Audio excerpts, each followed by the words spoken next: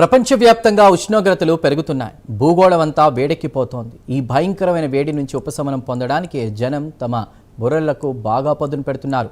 ఏసీలు, కూలర్లు వంటి ఖరీదైన పద్ధతులకు దూరంగా చౌకైన మార్గాలను అన్వేషిస్తున్నారు. ముఖ్యంగా చైనాలో ఈ వేడిని తరిమి కొట్టడానికి ఒక వినూత్న పద్ధతిని ఉపయోగిస్తున్నారు. అదే తుంపర మేఘాల వ్యవస్థ. ఆశ్చర్యంగా ఉందా? కానీ ఇది నిజం. మరి ఈ వ్యవస్థ ఎలా పనిచేస్తుంది?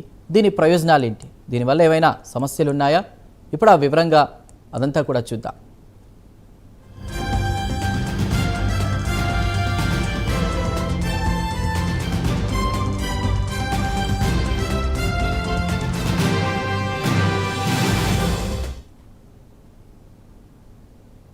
చైనాలోని చాలా నగరాల్లో, ముఖ్యంగా షాన్సీ ప్రావిన్స్లో ఉన్నటువంటి యున్చెంగ్ లాంటి ప్రాంతాల్లో ఎత్తైన భవనాలపై రూఫ్ టాప్ మిస్టింగ్ వ్యవస్థలను ఏర్పాటు చేశారు. ఈ వ్యవస్థలు గాల్లోకి చాలా చిన్న చిన్న తుంపర్లను విడుదల చేస్తాయి. అంటే మనం నీటిని చిలకరించినట్లు కాకుండా అవి ఒక దట్టమైన పొగమంచులాగా గాల్లో కలుస్తాయి. ఈ సూక్ష్మ తుంపర్లు వాతావరణంలో కలిసిపోవడం వల్ల చుట్టుపక్కల ఉండేటువంటి ఉష్ణోగ్రతలు గణనీయంగా తగ్గుతాయి. అంతేకాదు, ఈ తుంపర్లతో కూడినటువంటి దట్టమైన మేఘాలు పక్కనే ఉన్న వీధులను కూడా చల్లబరుస్తాయి. ప్రస్తుతం ప్రపంచవ్యాప్తంగా చాలా చోట్ల విపరీతమైన వేడి పరిస్థితులున్నాయి.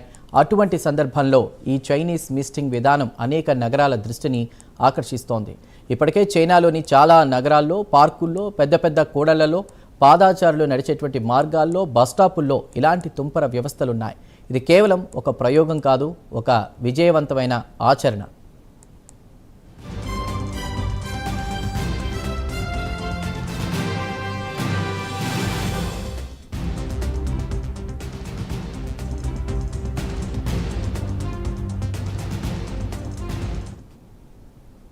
ఈ సిస్టమ్ వేడిని అసలు ఎలా చల్లబరుస్తుంది? దీని వెనుకున్నటువంటి సైన్స్ ఏంటి? ఈ తరహా శీతలీకరణ వ్యవస్థను ఎవాపరేట్ కూలింగ్ అని కూడా అంటారు. అంటే నీరు ఆవిరైనప్పుడు చుట్టుపక్కల ఉన్న వేడిని గ్రహిస్తుంది.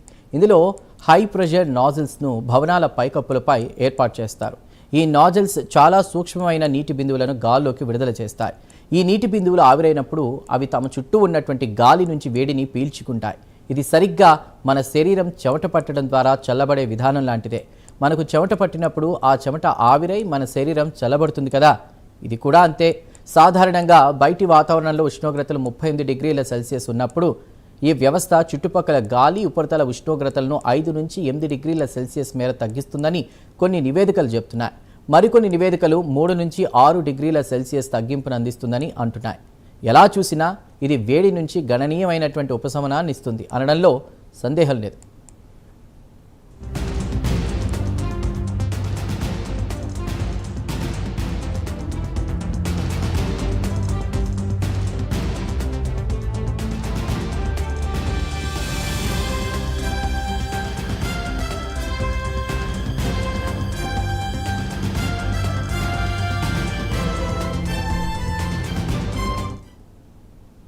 ఇక్కడ ఇంకో ముఖ్యమైన విషయం ఏంటంటే, ఈ తుంపర్లు చాలా చిన్నవిగా ఉంటాయి. అందువల్ల వేడి వాతావరణంలో అవి చాలా త్వరగా ఆవిరైపోతాయి. కాబట్టి రోడ్లు లేదా పాదాచారులు తడిసి ముద్దేటువంటి పరిస్థితి అస్సలు ఉండవు. ఇక మనకు వర్షం పడినట్లుగా అనిపించదు. కేవలం ఒక చల్లని వాతావరణం మాత్రమే అనుభూతి చెందుతాం. అలాగే సాంప్రదాయ ఏసీలతో పోలిస్తే ఈ వ్యవస్థ చాలా తక్కువ విద్యుత్ను వినియోగిస్తుంది. దీనికి కేవలం నీరు, పంపులు మరియు హై ప్రెషర్ నాజిల్స్ ఉంటే చాలు. ఖర్చు కూడా చాలా తక్కువ. చైనాలో అసలు ఈ పరిస్థితి ఎందుకు వచ్చిందో గమనిస్తే, గత కొన్నేళ్లుగా చైనాలో అసాధారణమైనటువంటి వేడి పరిస్థితులు తరచూ కనిపిస్తున్నాయి. దీనికి వాతావరణ మార్పులే ప్రధాన కారణమని శాస్త్రవేత్తలు స్పష్టంగా చెబుతున్నారు. ప్రపంచవ్యాప్తంగా పెరిగిపోతున్న కాలుష్యం, శిలాజ ఇంధనాల వినియోగం వల్ల భూమి వేడెక్కిపోతోంది. అది ఒక కారణం. అంతేకాదు, నగరాల్లో భవనాలు, రోడ్లు, కాంక్రీట్ వంటివి వేడిని ఒడిసి పట్టడం వల్ల ఉత్పన్నమయ్యేటువంటి అర్బన్ ఐలాండ్ ఎఫెక్ట్ కూడా ఈ వేడిని మరింత పెంచుతోంది.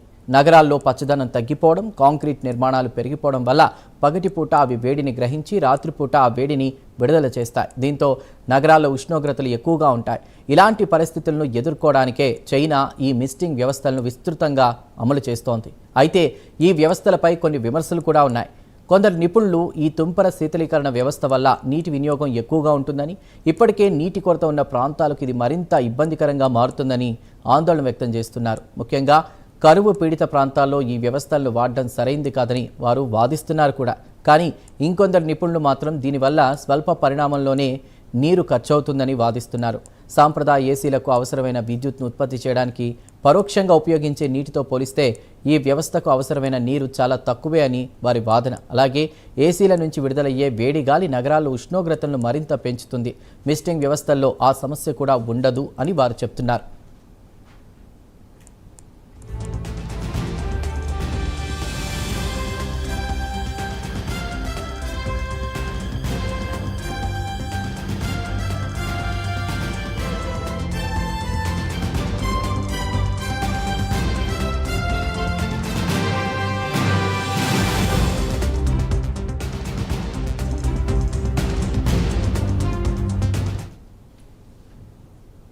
ఎవాపరేటివ్ కూలింగ్ టెక్నాలజీ అనేది కొత్తదేం కాదు. శతాబ్దాలుగా ఎడారి ప్రాంతాల్లోని ప్రజలు తమ ఇళ్లను చల్లబరుచుకోవడానికి ఈ సూత్రాన్ని ఉపయోగించారు.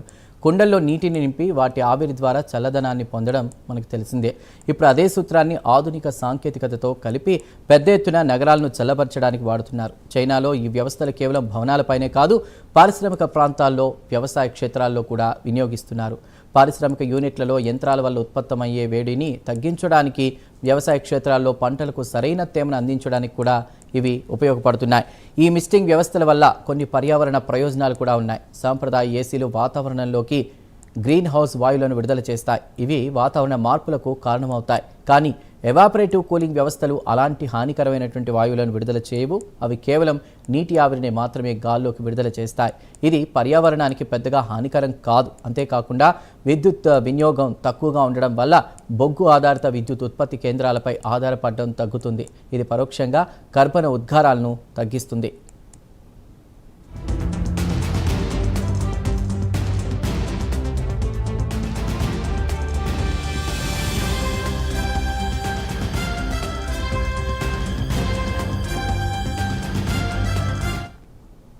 మరి భారతదేశం లాంటి దేశాల్లో ఈ వ్యవస్థలు ఉపయోగించవచ్చా? మన దేశంలో కూడా వేసవిలో ఉష్ణోగ్రతలు విపరీతంగా పెరుగుతాయి.